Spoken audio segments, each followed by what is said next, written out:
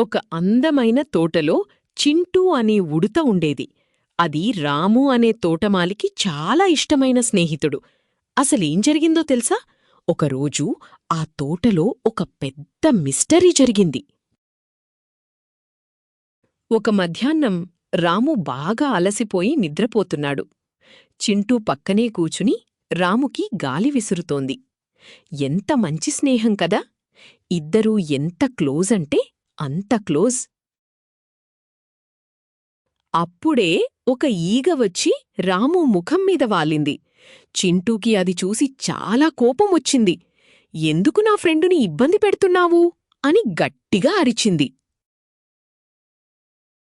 చింటూ ఆ ఈగను తరిమికొట్టాలని ట్రై చేసింది. కాని ఆ ఈగ మళ్ళీ మళ్ళీ రాము ముఖం మీదకే వస్తోంది.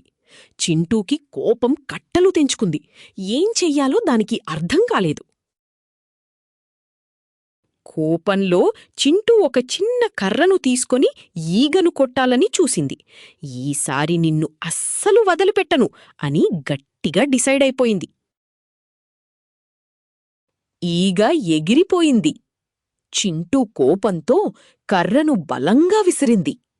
అది ఈగకు తగలలేదు కాని నేరుగా రాము ముఖానికి తగిలింది. రాము నొప్పిగా గట్టిగా అరిచాడు. చింటూ ఒక్కసారిగా భయపడిపోయింది. తను చేసిన పనికి రాము బాధపడటం చూసి చింటూ కళ్లల్లో నీళ్లు తిరిగాయి.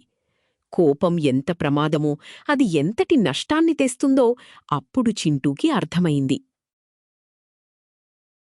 రాము చింటూని దగ్గరకు తీసుకున్నాడు. కోపంలో ఎప్పుడూ ఏ నిర్ణయం తీసుకోకూడదు చింటూ అని చెప్పాడు. చింటూ తన తప్పు తెలుసుకుంది. మీరు కూడా కోపంలో ఉన్నప్పుడు ఏమీ చెయ్యకండి, సరేనా? కథ నీతి: నిజమైన స్నేహమంటే ఇతరులను కష్టపెట్టడం కాదు, ఆలోచించి నిర్ణయం తీసుకోవడం. మీకు ఈ కథ నచ్చితే లైక్ చేసి సబ్స్క్రైబ్ చేయండి. మీ ఫ్రెండ్స్కి కూడా షేర్ చేయండి.